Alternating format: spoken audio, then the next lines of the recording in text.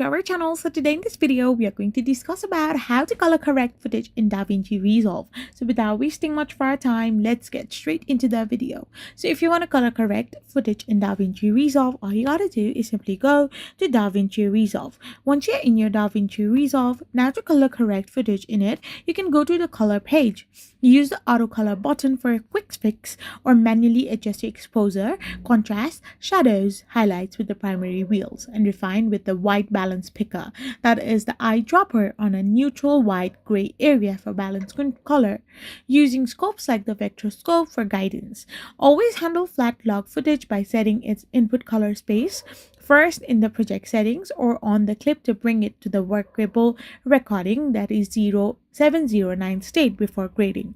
So if you're gonna do this, you will be able to color correct footage in DaVinci Resolve. I hope you found this video helpful, so don't forget to hit that subscribe button and to give us a thumbs up.